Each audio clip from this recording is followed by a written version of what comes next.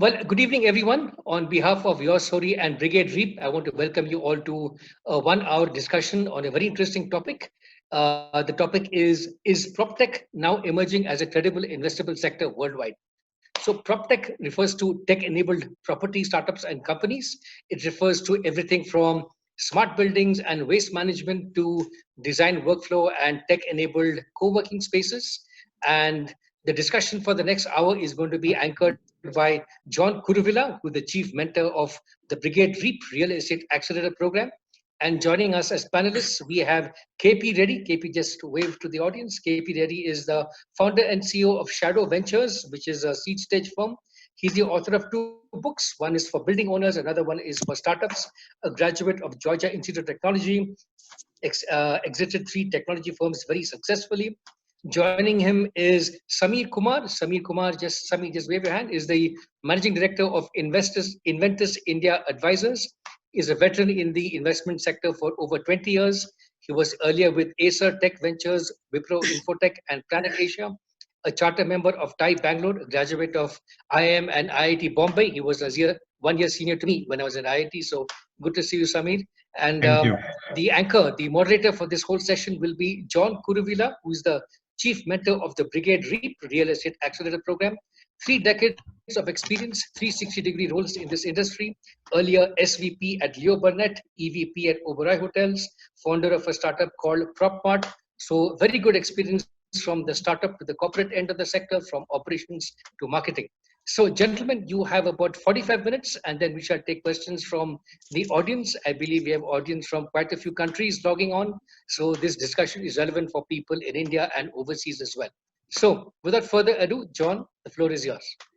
Hey, thank you so much, Madan, for helping organize this. I am moving to the laptop.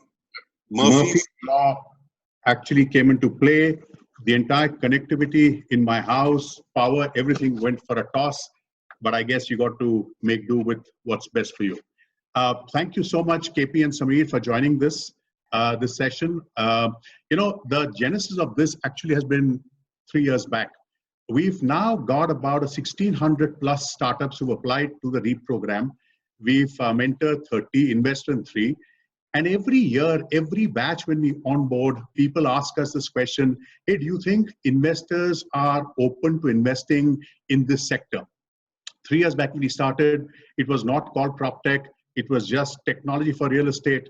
And that itself was a challenge because real estate was a sector that was not using too much of technology. Before I actually get into specifics on PropTech, some general questions before we deep dive. Out of curiosity, KP, why the name Shadow Ventures? So I took about a 3-year sabbatical and wasn't technically working, but I was investing. And so every deal people would go do a Series A. I was on the cap table. So the running joke was like, KP's very quiet, but he's always in every deal and he's always kind of in the shadows.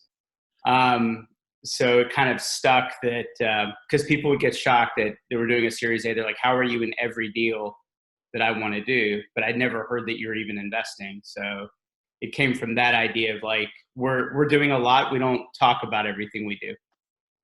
Nice.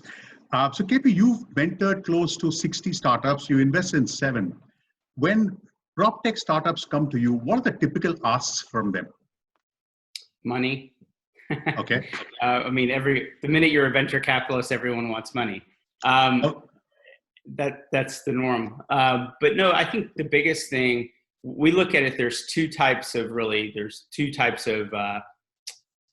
personalities, right? There's 2 types of people that kind of approach us in terms of startups. They are either technical founders who have very limited knowledge of the market. They came up with some idea, but they really don't know the market or the sector very well. So they need help understanding the market and connectivity. Or you have people that understand the market and the connectivity, they understand the market very, very well, but their technology is garbage. They just didn't, they got someone to build an MVP. They don't really understand.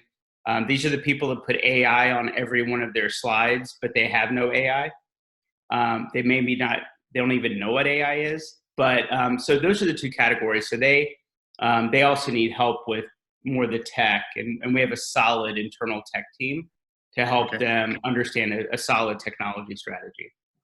So this is similar to what happens when people come to us. They want money and they want access to customers. But what we've now understood after spending time with almost 30 of them is these are the two last things that they need. And in India, they need a lot of product strategy, product market fit, and also a complete relook at their business model. Is this similar to what's happening in the US? Yeah, I think that's every entrepreneur. I don't think that is unique to Proptech. I think I tell people, our incubator is very different. We don't take equity or anything. But what we try to do is take pre-seed companies and coach them to being investable. So what we say is like, first you have to build a business and have a business model. And then you have to outstrip all your resources, where the only resource that you require that's left is capital. And that's when we're there. That's when we're available to you. So I think it's important that they have the right business model. And I don't know if that's unique to Proptech. I invest personally in a lot of other sectors. I think when you're dealing with seed, pre-seed, I think that's generally the norm. I think the other thing that people don't talk about, I don't think that it's talked about as much. People are just not developing big enough ideas. In other industries, I always want to see, the first question I ask is, if you win, who loses?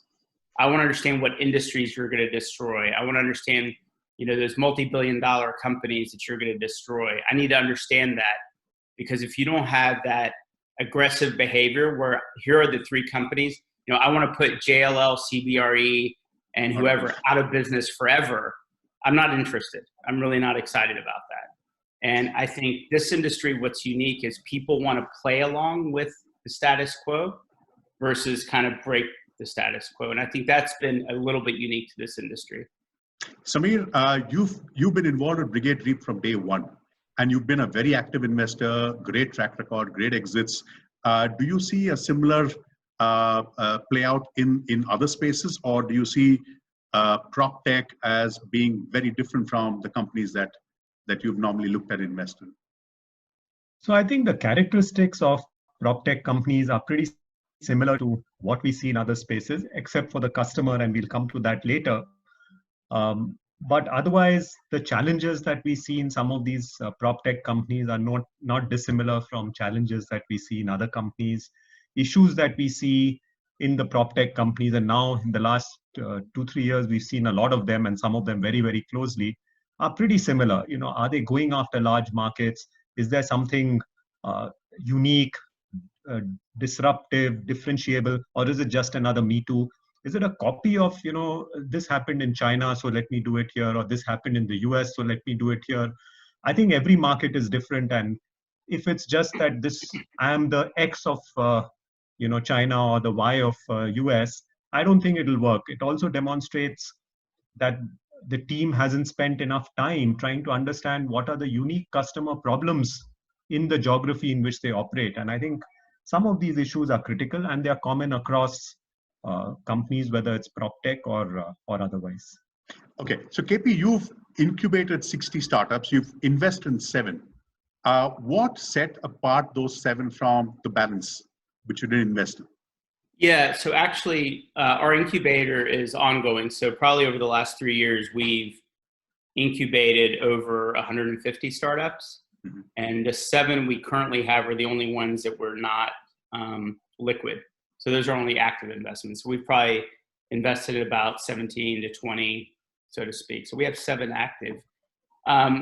Generally, I would say, for us, we look at the problem they're solving first and understand that the problem is a really hard problem. We like really hard problems.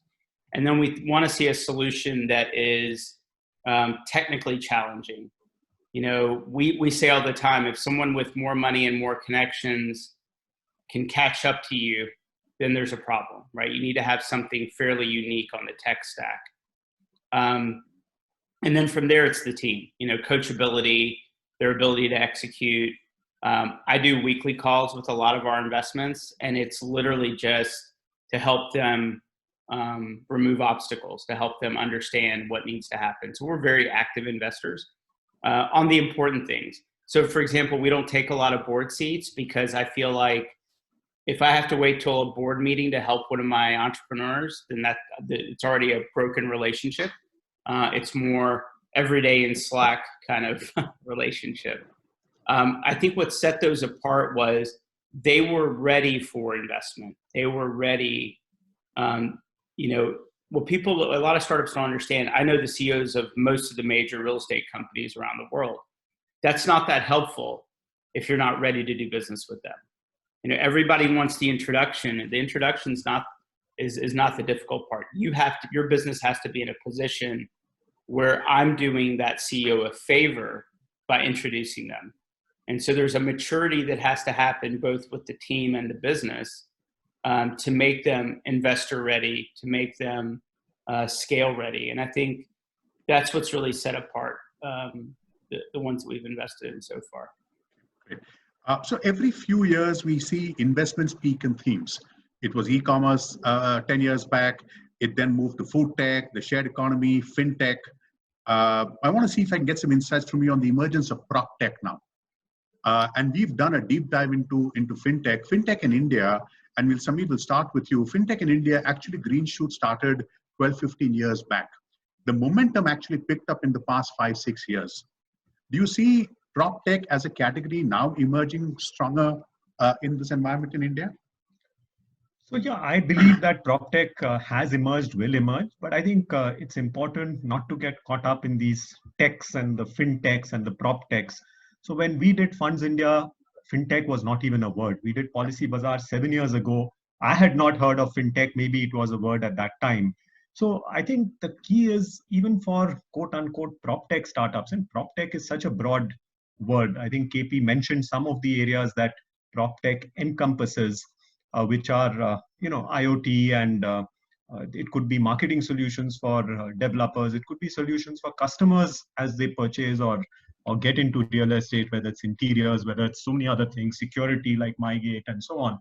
So it's important not to get caught up in these terminologies, but my own sense is that solutions for the real estate sector and technology solutions for them, which include IoT, which include security solutions and others, we are going to see more and more emergence as well as adoption of these solutions. KP, your thoughts on this?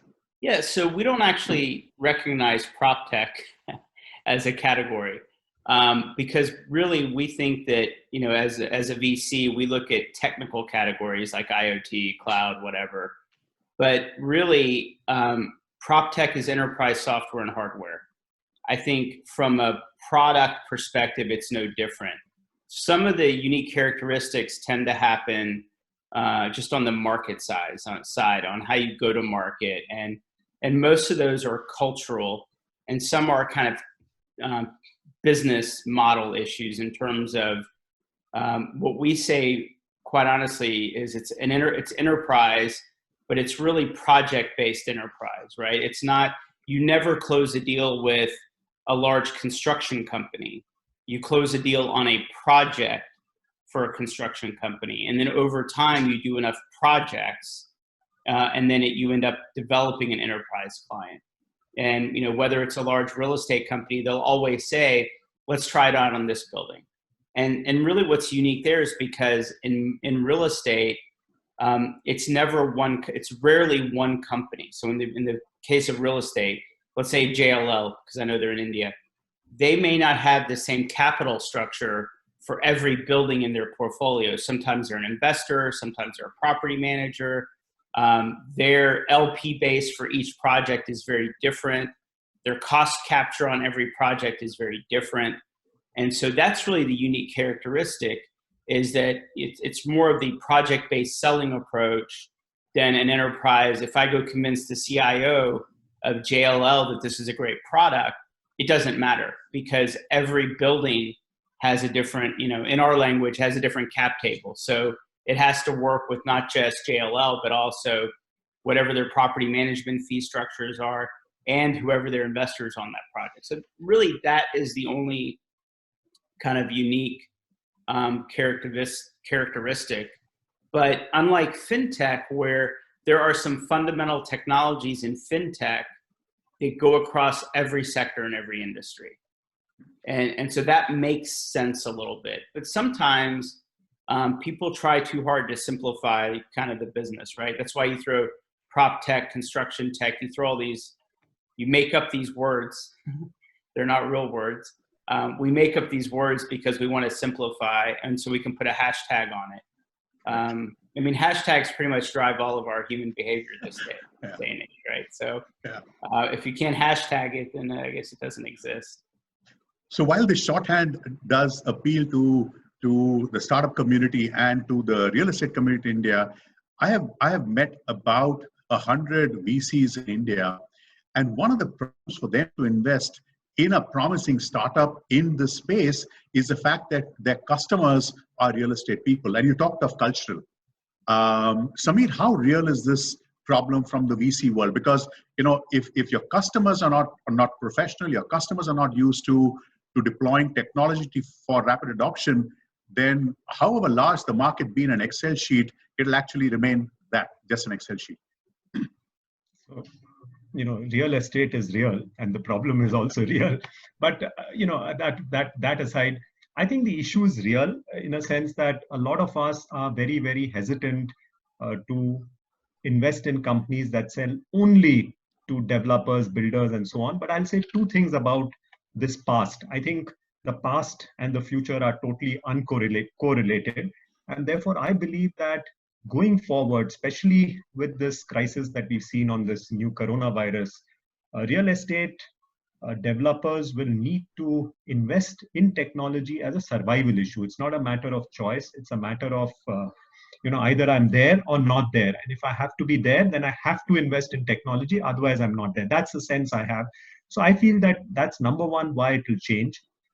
And number two, like KP said earlier, if you just look at PropTech with a broader definition and look at it from a horizontal standpoint, and like I also was trying to say, you have issues like IoT, you have issues like surveillance, you have issues like security. A lot of these technologies, IoT, for instance, can go to real estate companies or developers, but also has a broader market. Surveillance through drones and so on. Great solutions for the real estate sector, but solutions also across. And maybe the emergence of investments in India in companies like this will start with those that don't have an exclusive focus only on developers and builders, but whose solutions are very valuable to developers and builders. And then over time, they can deepen themselves in developers and builders if they start changing and so on. Otherwise, the company's survival is not at the startup survival is not at stake because it has other customers to go after. KP, do you see a similar cultural issue in the US or international markets that you're operating? No, absolutely. Absolutely. I think our strategy has been, so we're actually wrapping up our third fund. We haven't deployed any capital from it, coincidentally, because I could not get I'm a very pragmatic investor and we're very disciplined. And so every deal we looked at last year, I could not engage with. The valuations were wrong. Just everything was wrong about them. So while we're closing our fund up, we'll be closing next month. We'll have 50 million of dry powder, 50 million US of dry powder, and haven't made any investments, which is a good position to be in. But a lot of it, there was no brilliance there. It was just that I thought everything was overvalued. Well, clearly that's changing. So there's some normalization there. Our strategy has been, we allocate no more than half of our LP base to strategic investors. So what we know about real estate people is that they are a greedy bunch. So I know culturally how to change their mind, and that is to make them LPs in our fund. So about half of the LPs in our fund are architecture firms, engineering companies, construction companies, real estate developers, some private equity funds that actually invest in real estate. So what we've done is we've said, I will get them on greed. So the cultural shift is very different. If they're an LP and we invest in a company, because we're in our third fund, this worked very well in our first 2 funds. I don't need to explain a value proposition. The CEO makes sure we meet with everyone on his team. They make sure we are introduced to every one of their co-developers, financiers, whoever, because they're a greedy bunch. And we know we can feed that greed by them being investors in our fund. And that's helped a lot. One thing we've done too is we think, while in a lot of industries, whatever the CEO says goes, in real estate, the CEOs don't really understand technology. So for example, we have a CTO whose full-time job is to work with the CTOs and CIOs of industry to get them comfortable. So when a shadow ventures company is introduced to them, it comes to them that they've been diligent, there's some credibility and brand associated with it. And then we have another person that only works on markets. So real estate is massive. So, whether it's hospitality, healthcare, commercial office, multifamily, he's working with all the department and sector leaders within our investor base to really understand what their needs are, because you have to break it down into a granular way in terms of the solution sets. So we have a small team of 10, but most of them are very focused on the go-to-market and understanding those relationships. Because in this industry, if you convince the CEO, the first thing he'll do is call his CIO or his VP of technology and say, what is this? And if they're not on your team already, you'll lose, because the CEO doesn't understand technology and really has to default to his CIO or CTO to make those decisions. In fact, one of the problems we are seeing in India is that real estate companies have almost 80% of their workforce on the job site. And all the problems happen at the job site. And the people on the job site are unskilled workers. Mm-hmm. And adoption of technology by them becomes a big challenge, which is why great companies which are doing project management applications actually fall by the wayside, because there's no way that you can get the unskilled guys to actually push data in. Do you see a problem similar to that in markets you're operating in? Yeah, so I think that's a huge problem. So one of the things we've really looked at, we have a couple of companies that we have in stealth mode that we've invested in. So one thing is we don't disclose all the companies we invest in just because we're shadow ventures, we don't do that. So one of the things that we have a couple of companies that we've invested in that are in stealth mode. And much like India, we have a multilingual challenge here in the US. You guys have a multilingual challenge as well. Yeah, but the user interface has to be simple, right? So the idea that everyone has the latest smartphone and this latest this. So we have one company, they're down to kind of IoT wristbands, right? So that as a device on the job site, because, that's a problem. We have one group that's building a WhatsApp interface, because in the US, especially a lot of the Hispanic workforce, their primary application is WhatsApp. It's not messaging, it's not email, it's WhatsApp. And then also a lot of text-based devices. So I think when you look at the field, you have to be realistic. No one's gonna give everyone on the field, a smartphone. And nor does everyone in the field know how to use a smartphone.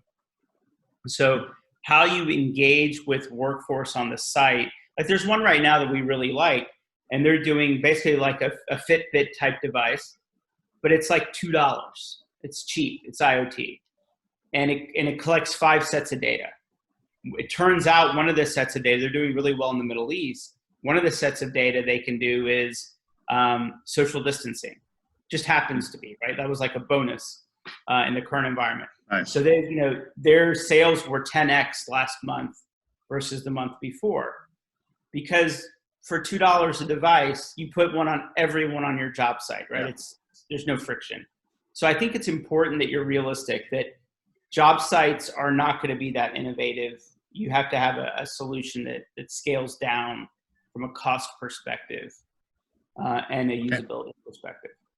Okay, one of the challenges that we've seen is that, Naredco, which is the the body that actually tracks real estate in India, has predicted that by 2025, 13% of the GDP of our country is going to come from real estate. When I say real estate, I'm encompassing real estate infra, construction, everything.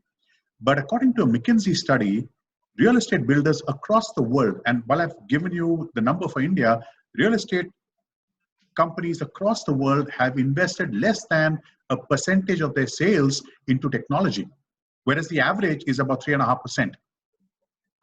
You've dealt with so many real estate companies, KP. What do you think is the problem?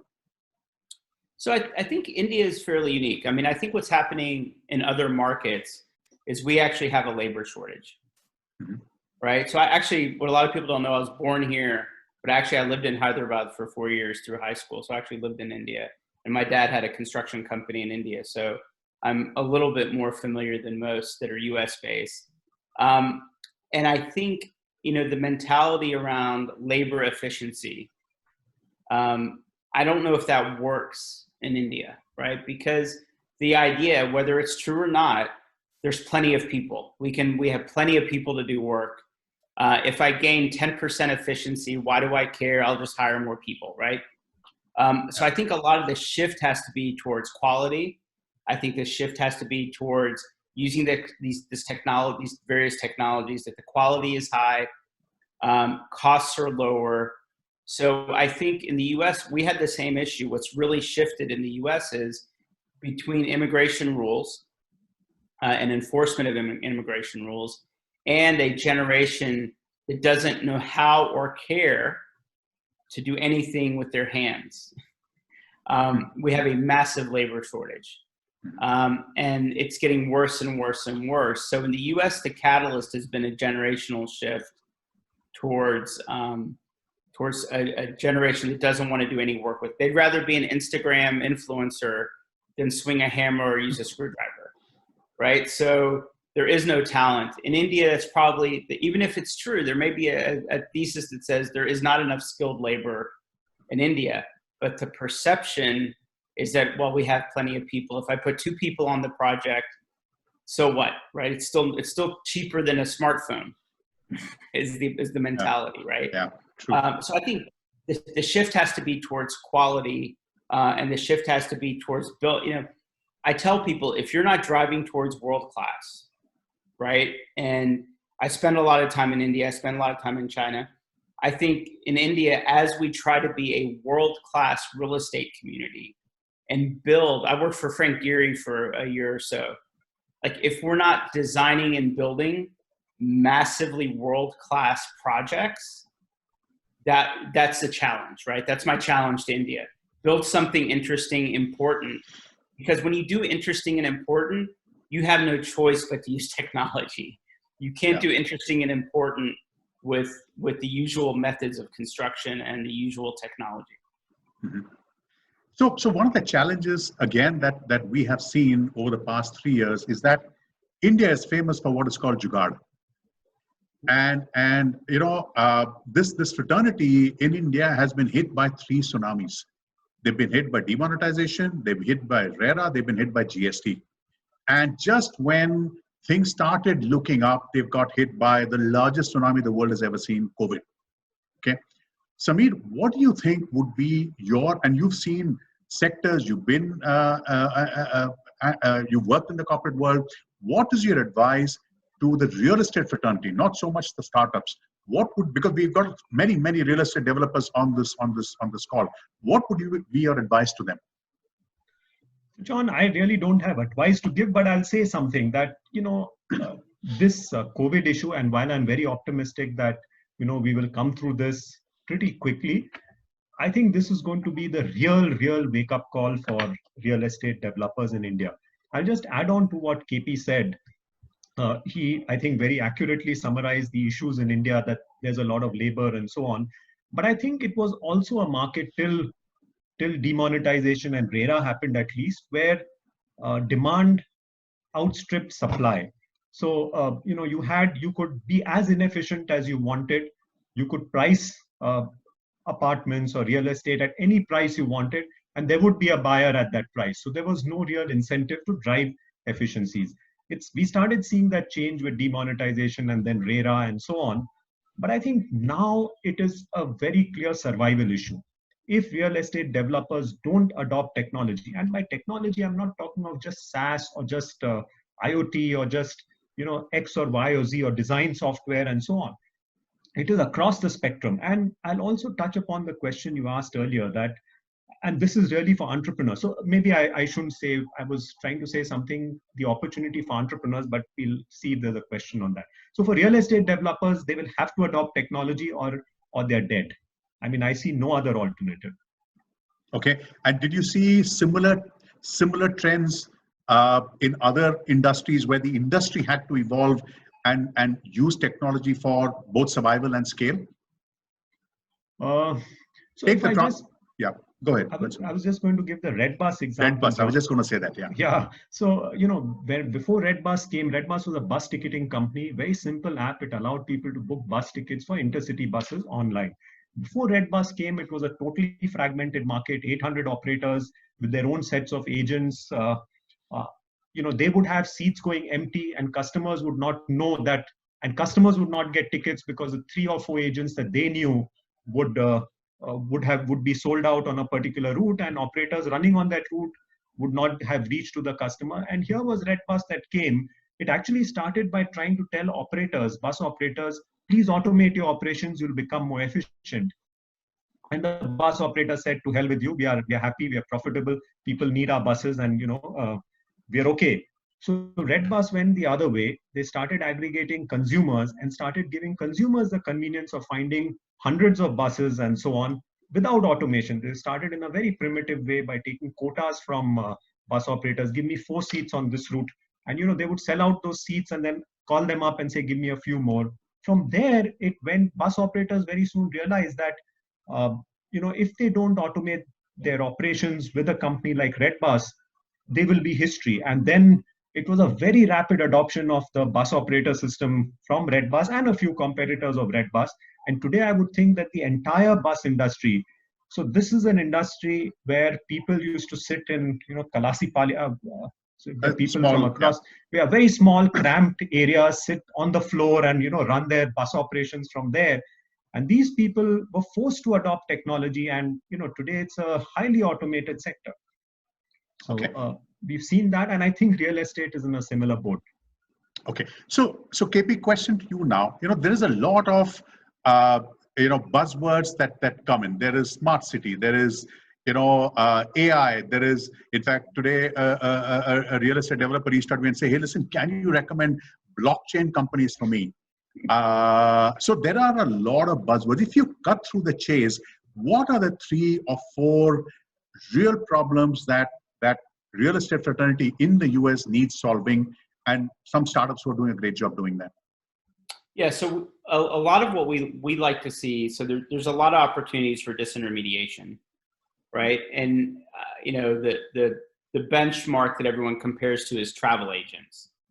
Travel agents didn't go away. They're still travel agents. And there are still people that create value doing that. But the majority of buying a plane ticket, I don't need a travel agent, right? And so I think real estate has, we're dealing with a very large sovereign wealth fund in the Middle East. And I asked them, for every dollar you invest in real estate, that's $1 in the asset class of real estate, how much of that dollar makes it to the actual asset? And we studied this and they said, probably 90 cents, 95 cents. I'm like, no, actually 80 cents. Only 80% of that dollar actually goes into the asset. And they said, oh, you mean like design? I was like, no, design is part of the asset. I said, you're paying a fund manager that's taking a fee. The fund manager is placing it through an investment banker that's taking a fee. The leasing agent is taking a fee. They're paying, all these people are taking fees. And if you look at that value stack, if I'm a pure real estate investor, it is almost criminal that only 80 cents of my dollar goes towards the actual asset, right? 20 cents is eaten up with brokers. Lawyers charging an arm and a leg for what is no better. It's a cut and paste job, right? It's a cut and paste job. There is no real brilliance in real estate law, law anymore. It's all cut and paste. And then all the real estate brokers and agents and everyone else. So when I say like disrupting the market, when we talk to these large funds, we say like, this is what we're trying to do. We're trying to get rid of that 20% of inefficiency. Because if you think about it, if I'm a real estate investor and if you take all this waste of just the intermediaries and you say that's 20%, if you can cut that in half, we can give everyone a home in the world. Like we can give everyone a free home, right? I mean, because the numbers are so massive, right? That, and then on the construction side, we believe about 15% of every dollar spent in construction ends up in a landfill, ends up in the dumpster because of all the construction waste. So if you take waste in execution and waste in business process, it could be hitting north of 40%.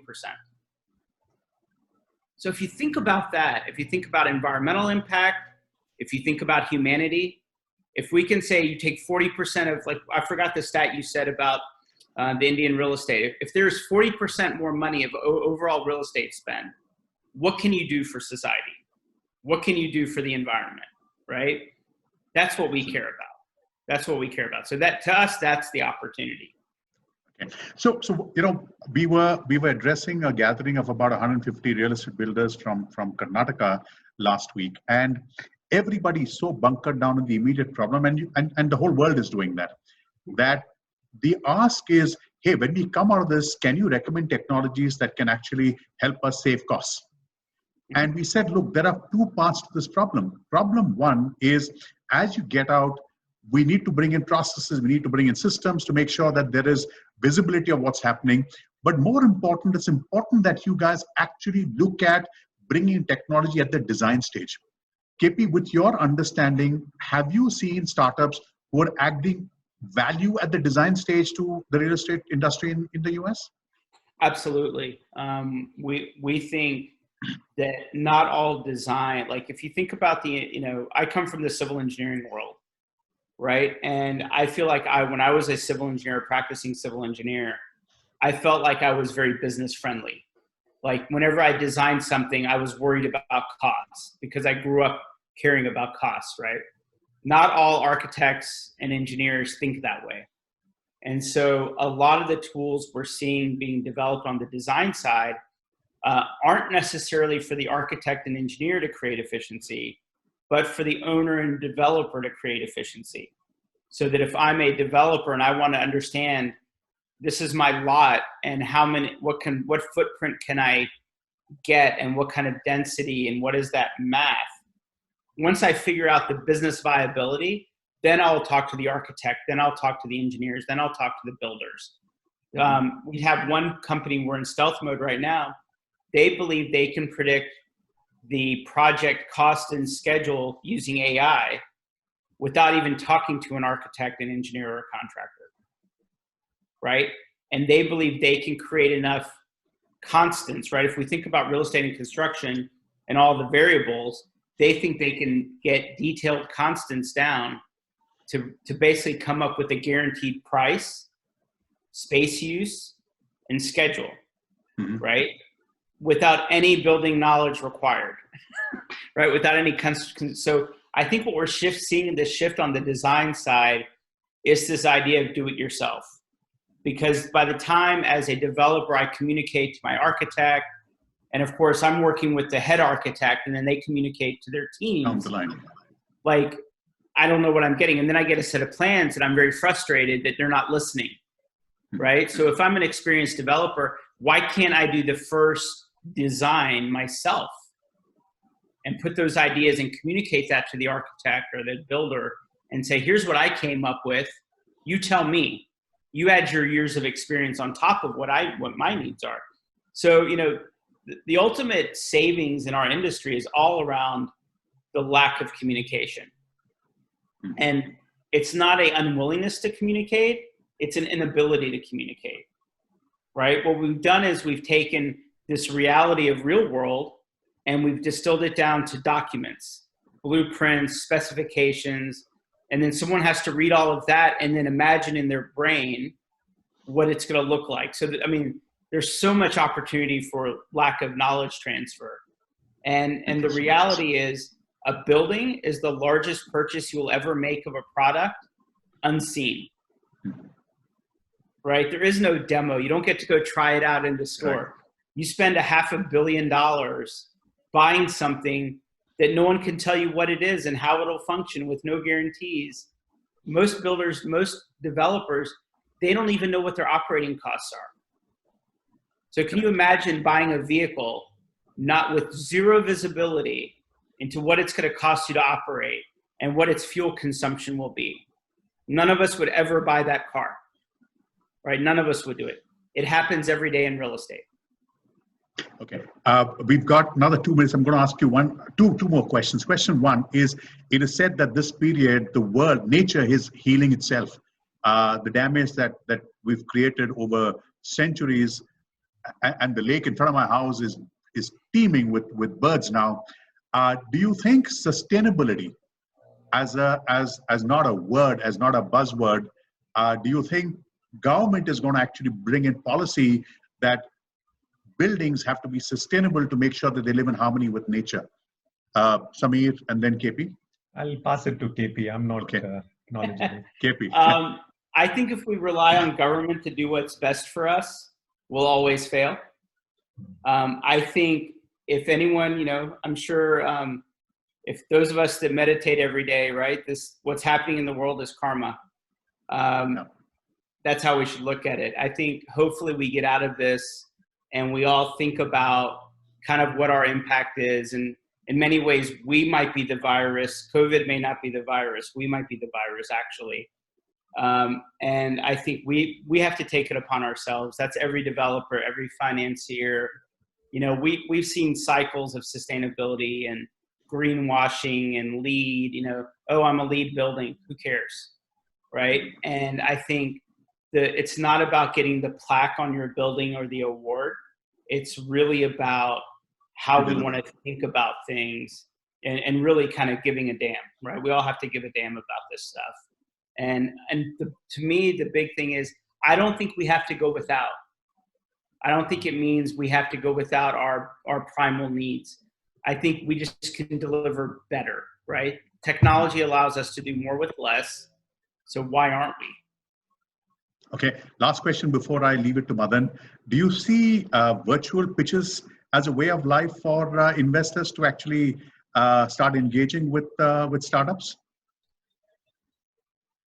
So I'm finding it hard to sort of evaluate on virtual pitches. I'm probably old and therefore, it's become a necessity. So we are all doing virtual pitches, but I think making investment decisions, I don't find it easy.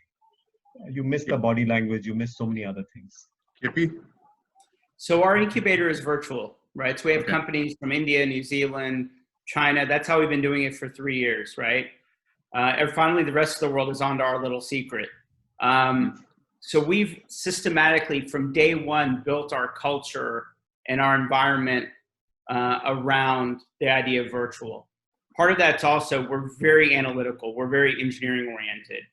So a lot of the emotional comfort of knowing people and that, I'd probably say it takes us 6 months to get to know an entrepreneur. Maybe that happens if they're in our backyard faster. I don't know. But I don't believe that the best ideas will be found in your backyard. The best opportunities, geography is an old construct, the way we look at it. And so we've built a lot of analytical systems to help us with the discomfort of human connection. We're engineers, so we've relied on facts and data to make us feel comfortable with the lack of human connection. In fact, in June, we're doing a virtual pitchathon. It's 12 hours straight of 10-minute pitches. And we anticipate to have about 2,000 people in attendance, all developers and real estate people. And we're doing multi-stages. So it's a little bit more of an ambitious, we don't usually do these things, but honestly, we've had so much corporate support around wanting to support the startups. So a lot of our sponsors, a lot of that money is going towards kind of prizes and services, and there's just been an outpouring of support for the startup community in the US, but it's going to be open to the globe, so it should be a lot of fun. Great. So Madan, over to you. Samir, KP, thank you so much. I've had an interesting session with you guys. I've taken some notes. Thank you so much. Madan, over to you. John. Thanks to everyone for a fantastic discussion. Let's turn to the audience now. I see more than 85 questions pouring in, and we have just a little more than 10 minutes. So what I'm going to do is I've clustered some of the questions into categories. So one obvious category is COVID versus non-COVID kind of questions. So the first question I would ask to both the panelists and to you also, John, is what do you see as some areas which COVID has accelerated in the PropTech sector, such as maybe workflow and things of that sort?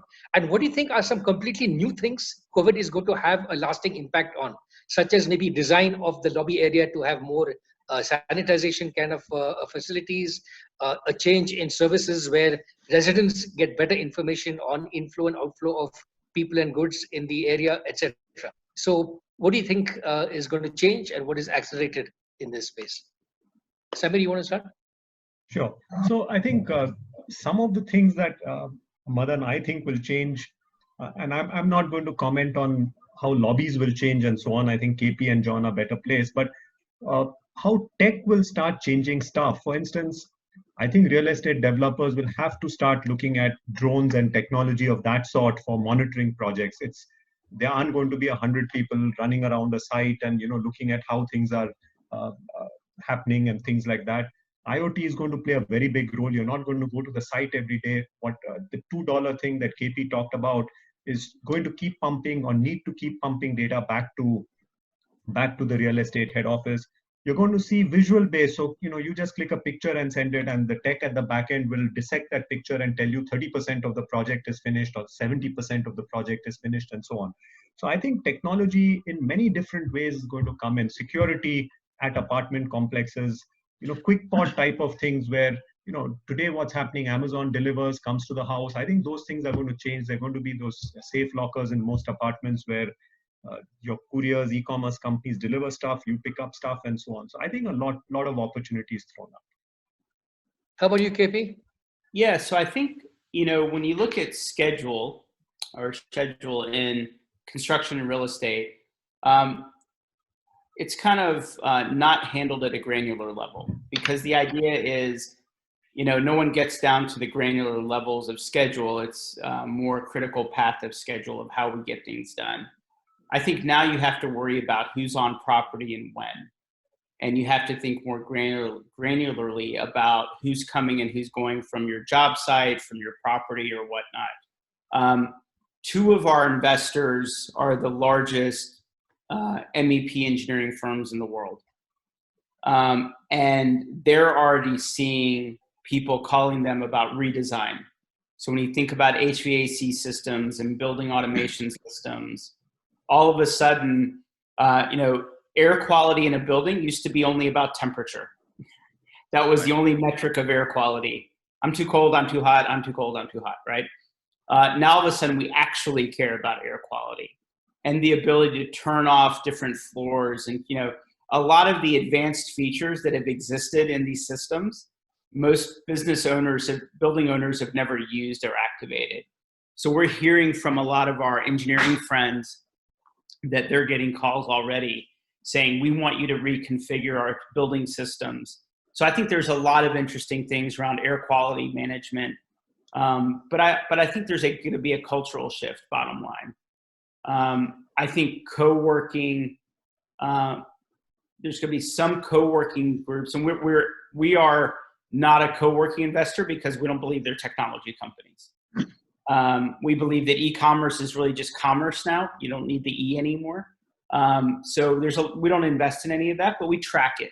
And what we see in co-working specifically is there's going to be some challenges around that. There's going to be reconfiguration. From a design perspective, I think everyone is learning that whatever you design today is going to be irrelevant in 5 years. So you have to be predicting and thinking and create flexibility in how you design so that it can adapt to whatever the next narrative is. Unlike fashion, when your shirt goes out of fashion, you can't just throw it away and buy a new shirt. When it comes to buildings, it's a little bit more complicated. So what we're seeing is design strategies that really focus on reuse and redevelopment as part of the plan. In fact, Madan, when I was talking to the real estate fraternity, I said, look at what COVID has done. In fact, it's brought 4 words to the fore: track, trace, measure, and heal. And that's exactly what principles we must use even in real estate. You should track, trace, measure, and then take corrective action. Therefore, to something that KP alluded, you need visibility of what's happening on the ground. And some of the things that and this is crystal gazing, some of the things that will come out as a fallout of COVID is that, voice and visual activated devices, lifts without touching. I mean, contactless access will, I think, come to the fore. So these are 2 things that we've seen as asks from the fraternity. And of course, a lot of, KP, you talked of air quality, water. We have a company we're mentoring which is managing electromagnetic radiation, because 5G is going to change the way the world is going to be populated with radiation. So wellness becomes a key facet of what needs to be built in both in residential and commercial. Madan, over to you.